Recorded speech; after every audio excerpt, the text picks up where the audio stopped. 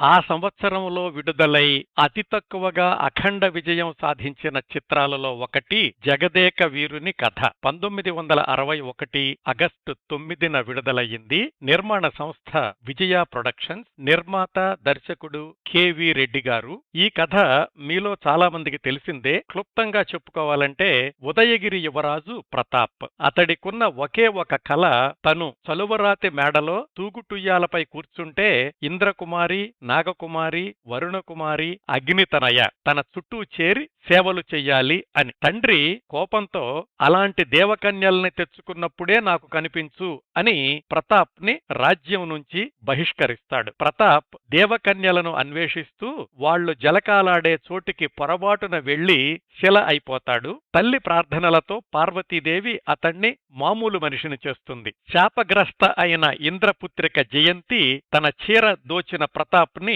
పెళ్లాడుతుంది. ఇతర రాజ్యాలు చూడాలి అని అడిగిన జయంతిని తీసుకుని కామకూట రాజ్యానికి వెళ్తాడు ప్రతాప్. కామాంధుడైన ఆ దేశపు రాజు పన్నిన పన్నాగం వల్ల ముల్లోకాలకు వెళ్లిన ప్రతాప్ జయంతి స్నేహితురాళ్లను కూడా పెళ్లి చేసుకుని తీసుకొస్తాడు. కొంతకాలం తర్వాత శాప విముక్తులై దేవకన్యలు స్వర్గానికి వెళ్లిపోతారు. దేవతలు పెట్టిన పరీక్షలో నెగ్గిన ప్రతాప్ తన భార్యలను భూలోకానికి తెచ్చుకోవడంతో కథ సుఖాంతమవుతుంది. ఈ చిత్రానికి కథ, మాటలు, పాటలు పింగళి నాగేంద్రరావు గారు, సంగీతం పెండ్యాల నాగేశ్వరరావు గారు. ఈ చిత్రంలోని పాటలన్నీ ప్రజాదరణ పొందినవే. ముఖ్యంగా జలకాలాటలలో వరించి వచ్చిన మానవ వీరుడు, శివశంకరి, శివానంద లహరి మొదలైనవి. ఈ చిత్రంలో ప్రతాప్ గా ఎన్టీఆర్, ప్రతాప్ తండ్రిగా ముక్కామల, ఇంద్రకుమారి జయంతిగా బి సరోజాదేవి, నాగకుమారి ఎల్ విజయలక్ష్మి, వరుణకుమారిగా కమలకుమారి, అగ్నిదేవ కుమారిగా బాల నటిస్తే